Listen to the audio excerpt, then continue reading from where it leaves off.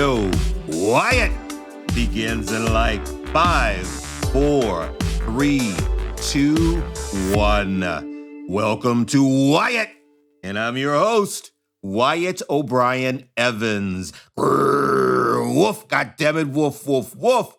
Ha, ha, ha. Hey, to all my YouTubers out there, if you like what you see, if you like what you hear, click the subscribe button on the bottom right of your screen. Just click it, click it. I love to click it. Now, my listeners, you know that Wyatt shines a bright spotlight on authors, particularly those who are Black, ethnic, and gay, same gender loving. So I'm jazzed and tickled pink to welcome Mr. Lorenzo Buford, a highly acclaimed and award-winning scribe, as today's special guest on Wyatt. Yeah. And let me tell you something. Actually, Mr. Buford is a multi-hyphenate artiste. He's an author, a poet, a playwright, a director, and a performer. And check this out. According to Lorenzo, most of his written work is about the dark night of the soul. What's that all about? All right, now let's dive in. Without further ado, Wyatt welcomes Mr. Lorenzo Buford. Talk at me. How the hell are you? I'm doing fantastic, and I'm like so excited, as the Pointer Sisters would say. Oh, I love that song. It still sounds good. Oh, doesn't it though? That's one of the songs that hold up really well. And when I'm feeling a little down, I will definitely put that song and dance in front of the mirror. I love it. Well, listen, Lorenzo, first of all, thanks so much for stopping by. Wyatt, it's very good to have you here. I want to say this, my brother. You are an author, a poet, a playwright, director, performer, and you've got an extensive body of work. So first question is this. What was the motivating force or influence that propelled you to be a literary artist, particularly an author? I mean, for me, it was the burning desire for the world to hear my unique voice and point of view that I fervently believe must be heard. What say you? Actually, it started in grade school when my teacher asked me, what do you know about Black history? And I said, we don't have one. So she went and got this book called, I think, 25 Famous American Negroes. And she said, I want you to take the book home and you pick out one person from this book and that person will become your role model. Wow. And I read everybody and I picked Paul Laurence Dunbar. Mm-hmm. And I thought, I want to become a poet and I want to tour the country in a one-man show like he did. That part did not happen, but I did publish at a young age like he did, but that was the catalyst to get me to thinking about writing. There were several incidents in my life that kept pushing that even when I wasn't believing that I could write, because, we all go through that. I'd taken some workshops that weren't that good. My second major thing would have been I took a writing workshop from Dorothy Allison, who wrote Bastard out of North Carolina. And she asked me, what do you want from this workshop? And I said, permission to write. And she said, you have it. And what I realized up until that point, and I was in my 20s, that I kept holding myself back as a writer. I was afraid to talk about sex. I was afraid to talk about various parts of my life because I was just afraid. And in her workshop, after she gave me permission, it's like my writing changed overnight. Yep. And I started writing about all the things that I was afraid to write. And then the huge event in my life was I went through something, what's called the dark night of the soul. Mm-hmm. It changed my perspective on reality. It changed everything about me. So that was the three major events. Now, there were certain influences like James Baldwin was a big influence when I started out. And Yukio Mishima, a Japanese writer, Mm-hmm. was another important influence. And Nikki Giovanni Oh yeah, yeah. inspired me not only to really start pushing myself and looking at Black history, but how to perform poetry. And Uh, uh-huh. so that's, yeah. Okay. We're gonna get into all of that. Before we do that, let me say two things. I totally understand what you said about revealing yourself and being authentic because back in the day, I used to do stand-up comedy and I was pretty good at it, but my Achilles heel, the thing that really held me back was that I wanted to do gay material, but I was so afraid of people finding out that I was gay that I didn't do it. So I wasn't being my authentic self. I wasn't letting people hear my true voice. So I totally get that. And that's what I was Mhm. going through also, Yes, hiding. yeah, it's all about hiding. But once you unburden yourself, you become so damn creative and you become authentic because, as you well know, the reader can pick up if you're not sharing yourself with them. Yeah, and the thing is, I'm an old diva, so I'm old school. So my time period, you weren't broadcasting that you were gay because if you did, you Right. could lose your job, you could lose your housing, you could get mugged, and just all kind of craziness would happen. And Mm-hmm. some of it did happen to me, Oh no. and so I was trying to hide, not only from family before I finally came out, but just from the church, Mm-hmm. from my work situation, and it's like so I didn't feel like I could be gay until I went to a club. Right. And then once I left that club, then I had to go back to that straight life, which was difficult. I had girlfriends. Mm-hmm. I even came close to getting married for a minute, Right. but I still had that secret life. And fortunately, one of the girls I dated knew, and it worked out okay, but we didn't get married. Um, but it was always about hiding. Mm-hmm. Mm-hmm. And it took many, many years before I was comfortable with writing about the gay life. Mm-hmm. And now I'm okay with it. But when I see the movies that are coming out now and I see what all the younger people are doing, Right. I have to smile to myself and say, "Oh, we couldn't have done that in my day." Mm-mm. You had to, and I've been attacked walking down the street and sitting at a bus stop, and being called names and stuff at school. So I'm more comfortable with it, but I'm not the person that would display, Yeah. but I don't hide it. And I'm very upfront about it in my writing. My writing now, it's some of it could be kind of in your face Mm-hmm. because of reading other writers like Essex Oh yeah. was one that helped me kick the door in because I really liked his writing, He and was. Asado Saint. And right now, my go-to poet that I like to read before I go to sleep is Lucille Clifton. Well, Essex was a buddy of mine. We worked together in Washington, D.C. We, you know, heard each other's voices, that sort of thing. So I know exactly what you're saying. Now, before we get into that, your esteemed career, I want to talk about the Monstrous Soul Literary Series.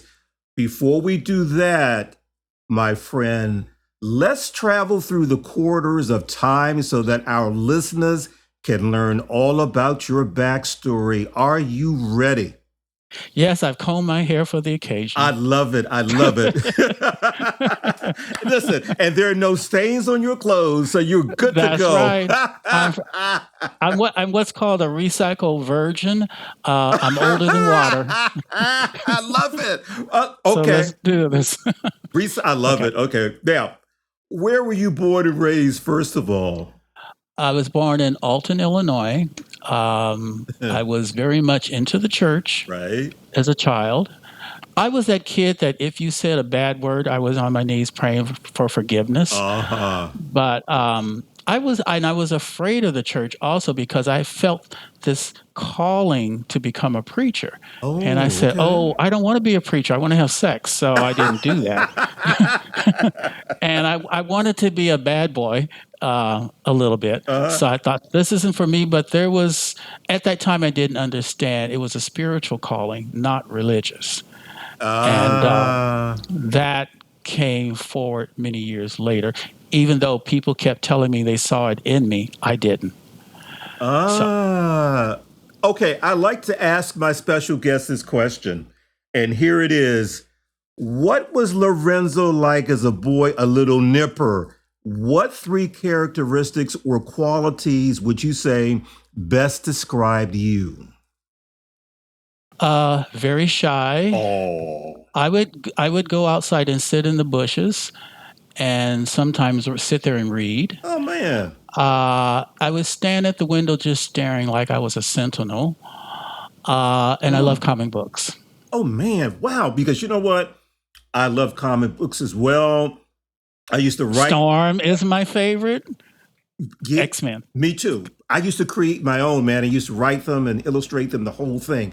Now, a sentinel, what do you mean? I mean, how did that work? Well, it didn't make sense then, but after I went through what's called the Dark Night of the Soul, Right.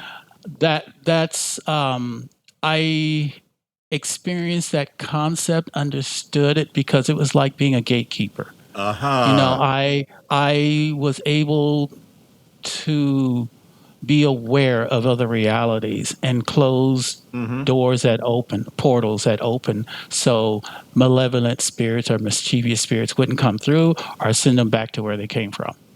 So Interesting.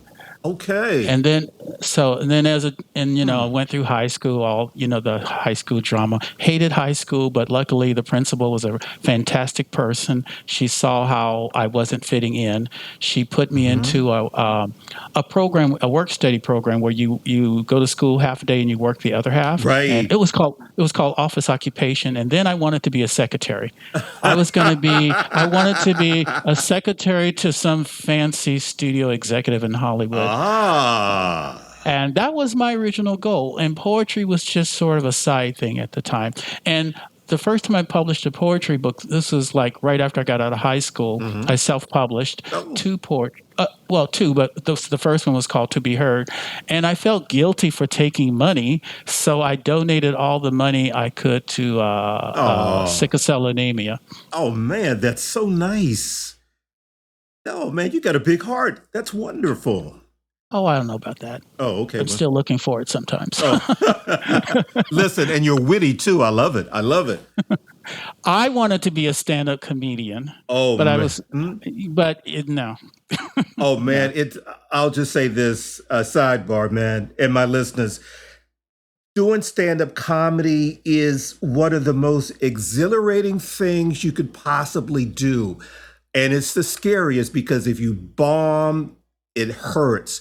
But if Mhm. these people are laughing with you, not at you, now, if they laugh Yeah, at you, that means you're not good. But if right. they're laughing with you, I mean, you've got them in your hands. Yeah. Sometimes it's better than having a freaking orgasm because it's that good. Okay. So, anyway, you have stated, and I quote, my poetry, fiction, and most plays are about the dark night of the soul. There is Yes. there is no roadmap for these experiences. Everyone has their own path, end quote. As Mr. Spock on the original Star Trek would say, fascinating, just fascinating. Let's unpack that. Okay. Buckle down, children, because I'm about to get real. Okay, hold on. Let me Okay. put my seatbelt. Let me put the seatbelt on. Okay, I'm ready. Go ahead. Okay. Lock down the mind. Well, no, don't lock it down. Okay. Let's start. There are two series. We'll do Monstrous Soul, but we'll go back to the other one. Sure. The Monstrous Soul is the finale for me of my Ah, life, okay. and it's a huge project.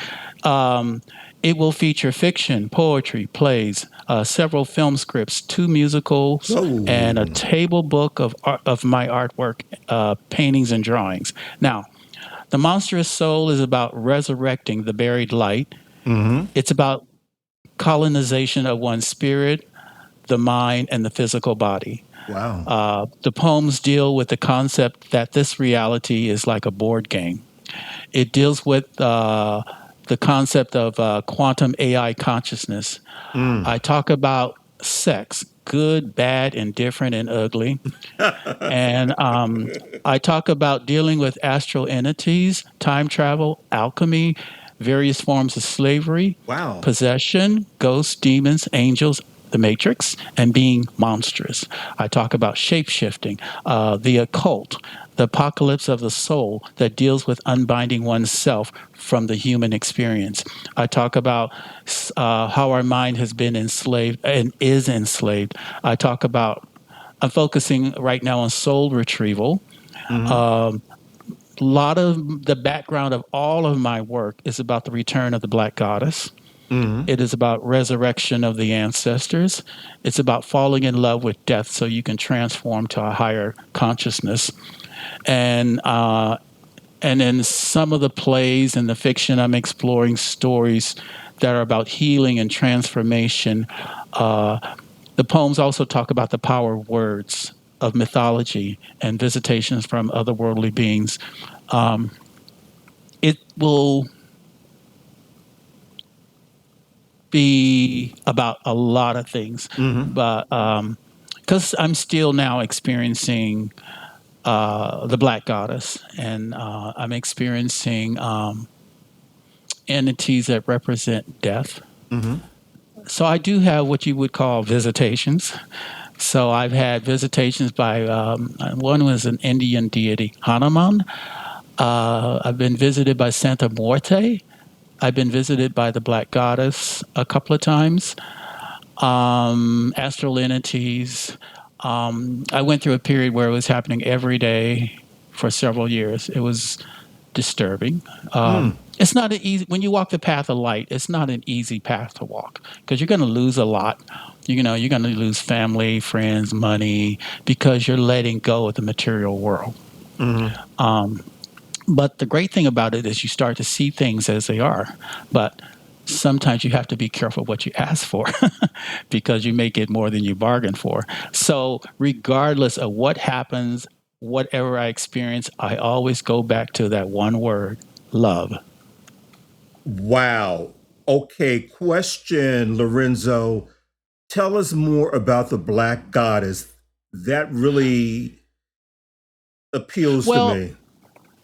I didn't know anything about the Black Goddess. I had never heard of her. I was in a bookstore. I felt drawn to this bookstore in Hollywood. So I'm walking around and I'm thinking, why am I here? What am I looking for? Totally clueless. And I turned the corner and Mm-hmm. something said stop. And I stopped and I'm looking at this bookcase and this book just suddenly, I won't say it moved, but it was like I was drawn to this particular book. It's Right. called The Black Goddess and the Sixth Sense. And I thought, oh, this is interesting. So uh, I, she can appear as a black dazzling cloud with sparks emanating from it. That's how I've seen her. She'll appear as Lilith and not the Hollywood version of Lilith. Mm. The stories we are told, we get the surface or we get something that's homogenized and we're not getting the full picture. So I always like to start peeling back. I'm always questioning. So for the Black Goddess for me is like the original. Everything comes from her. Some would call her Sophia, the fallen daughter. So I say Sophia sometimes. I say Black Goddess. And it's more than just saying black in the way that we think of black. Mm. Black to me is, it can be darkness. But when I think of darkness, I think of there is this perfect darkness that is like the womb of creation. It's like being pregnant with possibilities. Then there is the human darkness that can turn demonic. It can be what we create and make darkness. And then it could be a cultural or societal darkness. And then it could be the darkness of astral beings and that kind of darkness. So there are different types of darkness. So I always think about that thing with Star Wars when Luke Skywalker is going to go into the cave and he's saying, well, what's in the cave? And Yoda says, whatever you take in there. So I believe that when you talk about darkness, people don't think about their own darkness. They're always thinking about maybe an outside darkness. Well, there's that. But we tend to take on other people's darkness on top of our darkness. And that can create problems for us. And we don't understand sometimes why we're having particular issues. So what I have been attempting to do with a Monstrous Soul is to talk about all of these different issues through poetry. I made a conscious decision I would write about my journey through light and darkness, through poetry and through some fiction and through some songs and through some plays. But it's not like you have to walk my path or this is the way. No, this is my path. I just want to say these are the things that happened to me. Some things were good. Some things were bad. I made bad choices, and this is what happened. One of the things I'm learning through writing poetry is, poetry is magical. It can be very healing, Right. and it can be destructive. I think of it like a magic carpet ride sometimes. When I'm performing poetry, it's like I'm taking that listener to other realities. I'm opening in their mind the possibility of other things exploring themselves. Poetry for me is connecting with the ancestors. And, poetry is like very sexual. It can be that perfect orgasm, or it could be like, oh, God, I had too many drinks last night kind of poetry. Yeah. It could be that bad hair poetry. I write poetry about a lot of things, but my focus is still the journey through light and darkness. Poetry can be very funny. I write some funny poems, not that often. The sexual poems were hard in the beginning because I was still very shy. I was still virginal in my mind, and and I just was afraid to talk about those things. But as I got older and more experienced, I said, you know what? Why not? And so I don't really hide anything. I put everything in the poetry. Well, you know what? I think that's good because I write erotica and it's cathartic for me. What I want to do, though, quickly is I'm really intrigued about the entities that visit you because to me, it's like, remember Star Trek Deep Space Nine with Avery Brooks, who played Captain Sisko, and the prophets that came to him. Yeah. Do you see where I'm going with this? Yeah. Let's see. I had a visitation. Well, no, I was summoned by the Earth goddess. Okay. That was it happened in Central Park. And really? I was led by spirits to the circle of trees, and I was told to sit on this bench and wait. And then all of a sudden, gold light started raining down, and this green light mist came up out of the ground and circled around the tree. And then she spoke to me about different events that would take place. You mean take place in your life?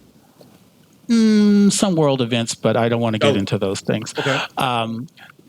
I've been taken out of the room many times by entities to one was Santeria experience, because I had a friend that was Santeria. She passed away, and the Santeria entities came and visited and took me out of my room to a cemetery where she was, because she had misused her gifts. And she had placed energy in me that she wasn't supposed to, so they had to take it out of me. And so I was able to visit her for a few minutes, and then I was brought back to the room. I have Santa Muerte came to me a couple of weeks ago, scared the crap out of me, because these things happen, but I still am not used to it. And it wasn't a scary thing. It was actually quite pleasant, because she came to deliver a message to me about certain things. Then you have your mischievous entities, and this is when I talk about the astral plane entities, because they'll come through portals, and people don't realize, but they will open portals by doing things that they're not aware is destructive to their psyche. Like, you may do too many drugs, too much alcohol, and that attracts lower level entities. You may go into a certain kind of depression. You may say certain words that will attract certain kind of energies to you. I always tell everybody, when you speak, think of your words as like little magnets floating around you, and that's attracting other things like that. I've Interesting. had an angelic visit too. Mm-hmm. Well, yeah, that was quite cool. So it varies. Some of them are like extremely frightening.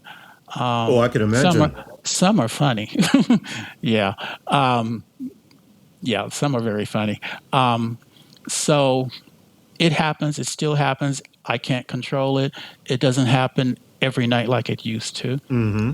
I think because as awareness is growing and changing, my focus is shifting to certain things. Like right now, I'm interested in reimagining the myth about Medusa and Medea, but then I'm also been going back and exploring Toltec wisdom. I'm also looking again at shadow retrieval, and since I'm looking at death, and not in a bad way. I think death for me is like a door. So I talk about that in the poetry. I want to write more about that experience of seeing death as a door, as a companion, and not this horrific event. I think that we forgot how to die, and that is what I talk about in the poetry. And it's not, when you become aware you're a multi-dimensional being, you realize, oh, I'm here, here, here, and here. So I can just shift my consciousness there, and this shuts down, but I'm somewhere else. Okay, what is shadow retrieval?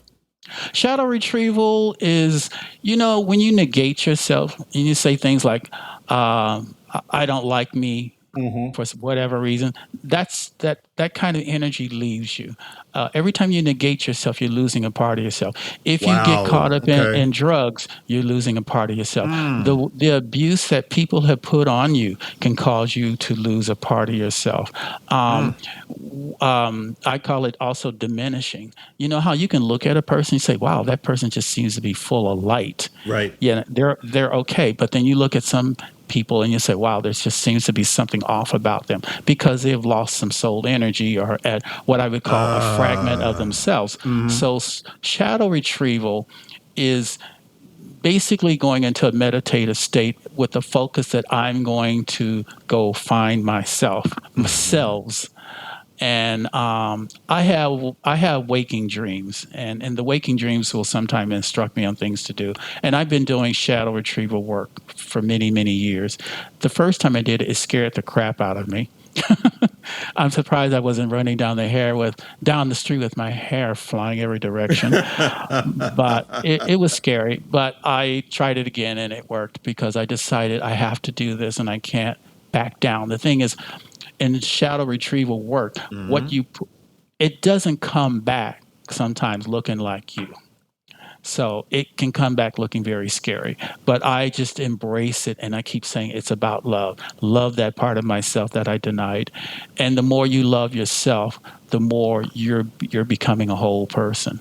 Well, when will the Monstrous Soul Literary Series be available? It's available now. Oh, It's going to be great. it's available now. Part 1 is out. It's going to be in 5 parts. And I've released part 1 now. Part 2 I will start releasing late summer. Part 3 and 4 will come out next year, and part 5 will be 2 years from now. I've already written part 2, part 3, and most of part 4. I'm just in the editing stage right now, and because I can't, I wanted to have illustrations or paintings in the books, and I didn't have the money to pay artists because Yeah. artists need to get paid. So Yep. that They do. They got to. Yes. They got to eat. Right. My grandmother used to tell me, make sure you have some biscuits and some grits and you won't starve. But She was because right. I've had, being a writer, I've had those starving days, Yeah, where you live off that $5 for a that's week right. because you want to send that script out. Mm-hmm. Been there, done that, bought the T-shirt. So, Yeah. uh, but Monstrous Soul is out now. You can go Mhm. to Amazon, my website, lorenzobuford.com. And I will keep releasing books. It's going to be probably close to 40 books. Wow. Yeah, I have a lot of books out right now. Another one I want to talk about briefly is called the Mindwalker Diaries. It's Oh, yeah. a poetry collection. Everybody get this, totaling over 1,600 pages. You wrote for 365 days. Tell us about Yes. that, please. Well, 2012, everybody was talking about the end of the world, and I thought, nah, it's not the end of the world. If anything, I think they may have gotten a year wrong, but I won't get into that argument. But for me, it was just about a change in consciousness because, when you look at the calendar, we have so many different calendars. Which calendar is right? But Mhm. that's a whole another argument. But the Mindwalker Diaries, I decided to challenge myself to see if I could write one poem a day. I said one. Uh-huh. And some days it was very hard to write the one. And then some days I wrote 10. Cool. So it varied. But, I would literally lock myself away on the weekends to write. Mhm.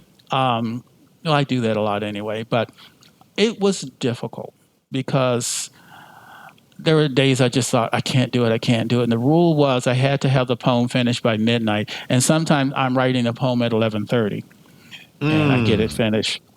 But I just wanted to see if I could do it. And I did, and I don't want to ever do it again. But the poems are about, everyday life, what I was thinking. I was really fascinated where my mind was at. What was my focus? How was I seeing myself? Am I making progress with healing my traumas? Am I Ah, making okay. progress with relationships? Because I realized that we carry a lot of different kind of traumas in our body. Yeah, we And do. so when my body's acting up, I'm gonna have to say, okay, what is it that I'm not looking at? You know, we actually can know more than we give ourselves credit. We just don't slow down and become patient with ourselves Mm-hmm. to see what's going on. So this was for me to take a really deep look at myself and not edit Mm. whatever surfaced. And I have to say, it was fun. It was fun. I had an amazing time writing it. A lot of pressure. I do pressure myself sometimes with writing. I was hired to write a film script once, and I only had 4 days to write it. Mm. I did. I did. I'm very good under pressure with writing. So, Wow. but Very. as a writer, you have to get away from waiting for inspiration. It becomes about. I always tell writers, writing is editing. Mm-hmm. I just always encourage just write. Even if you overwrite, that's okay because you can edit. If you're writing a play, I write the whole play before I start editing. Mm-hmm. If I'm writing the book, I don't. I write the book and then I go back and start editing. With the poetry, I will write it, but I don't edit it. I will do some editing, but I usually like for it to sit for a year. Mm-hmm. Um, I tell people you just have to read, write, and keep your mind open and expose yourself to different writers.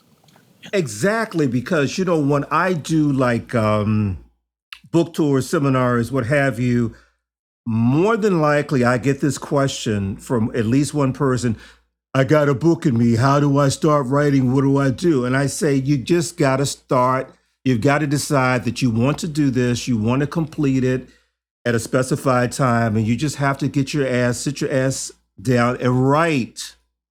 Stop talking about Right. it. And write. That's right. But Exactly. you keep talking about it, you kind of lose the energy of it. Yeah, you do. Yeah. So I love writing in coffee houses. And when I'm writing, there are days I'm like, oh, I can't think of anything to write. And I say, Hmm. look at your surroundings. And I would pick a person and write something about that person. I may not use it, but it jump starts the process of writing. So you have to write. Do Just sit down and write. Yeah, I'm sorry. Go ahead. No, do you ever have writer's block? And if you do, what do you do about it? I don't believe in that thing about writer's block anymore. I always just say I'm on pause for a moment. And Ah, if I'm I working on like that. something and get stuck, the best thing to do, I find, is to leave the house and take a short walk, or either go take a Mm. shower, or either go wash dishes and clean that kitchen. Because if you clean the kitchen, you're cleaning your heart. So if you have a messy space, there's too much mess going on, you're not going to have focus. So, Say that again. That is so profound. Say it again, please. oh, like I'm going to remember this stuff? Yeah, well, say it anyway. I don't know. I'm going to paraphrase it now. Basically, you know, go wash dishes. Mhm. Clean the kitchen. The kitchen represents the heart. You don't want it messy. If your place is messy, clean it up, because there's too much mess and you won't have the focus. And it becomes a distraction. And we can create so many distractions why we can't write. And Lord knows I'm very good at it. Yep. Well, I don't do it now. I used to couldn't write unless the number 2 pencil was sharp in a certain way. I had to have a certain kind of paper. The lighting had to be a certain way. Uh-huh. Uh-huh. I had to look right when I look in the mirror. So I got over all of that. So, in other words, you were kind of making excuses to write. I was very good at it. Mm-hmm. But I started rewarding myself. That was another thing that That's I used to great. encourage me. Silly little things like I would think, oh, I really want to go bake a cake, but I'm not going to Mm. bake that cake until I have written several pages. Or, I'm sitting there and like, oh, I don't want to edit. Well, I'm thinking, well, if I edit a few pages, then I can go have sushi. So I was doing all these little things to keep me on track. And yeah. That is, my listeners, that is excellent advice. You're inspiring authors. You need to listen to that. Question for you, Mr. Buford. Do you have a particular affinity for any one of your works, that you've written, directed? Does any one or maybe two resonate with you the most? Why or why not? Are we talking just poetry right now? Yeah, let's just deal with poetry right now. Okay. That's a good question. Oh, I would, off the top of my head, it would be The God Poet, Laments of a Male Mother, Mm-hmm. and what was that other one? There's so many I like, but and I would probably The Harbinger. Oh, Yeah. why? Why do they? Um, Mm, Laments of a Male Mother for me was my declaration of being like a male mother, an androgynous being. mm-hmm. And there was some special poems in that particular book. Harbinger is for me, it was like kicking the door down, talking about certain things I didn't want to talk about with spirituality, even though I had been discussing it. And what was the other one I mentioned? Harbinger. Ooh. The God Poet. Oh, yeah. Love The God Poet. That just was like I reveal a lot of occult secrets in my poetry. Interesting. So Okay. based on writing, based on experience. But what's important is encoding the language of light into my writing.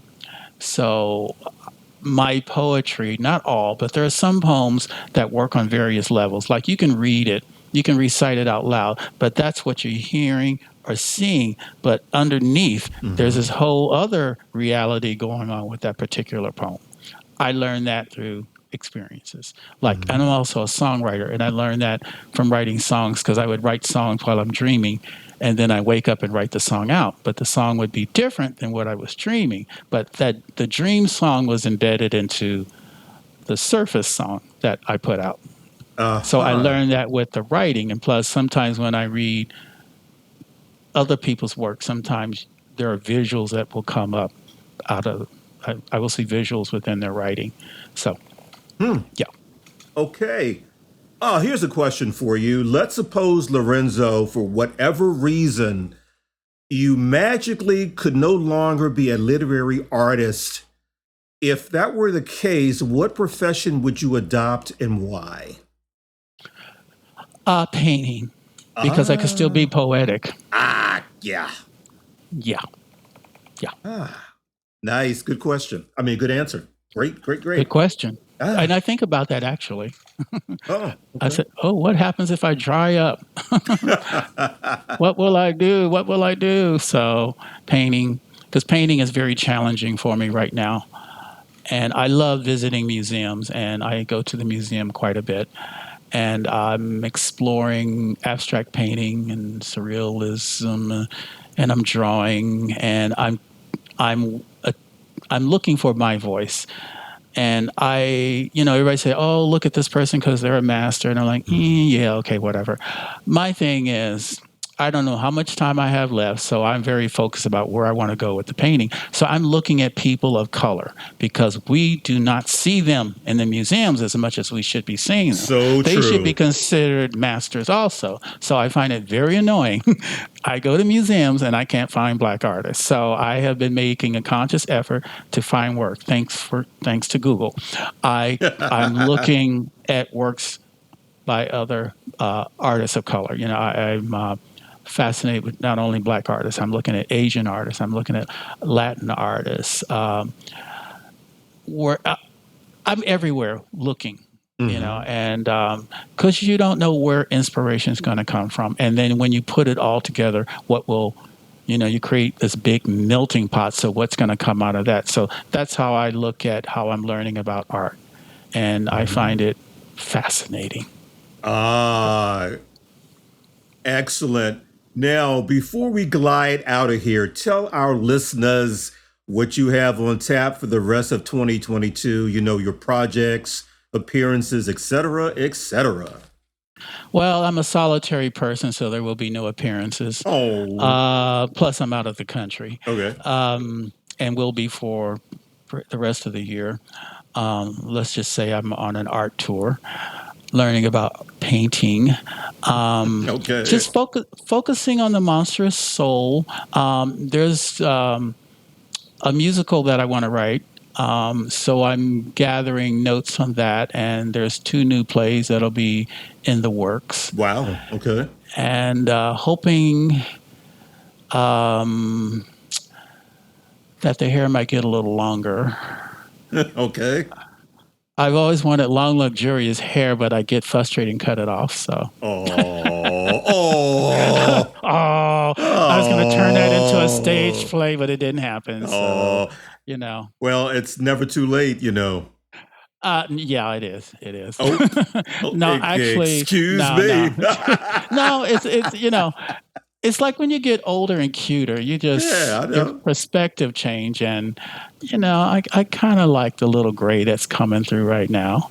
I still got the pep and the step, so I have to remind myself I'm not 22, but I think like a very young person. So I don't. Age for me is.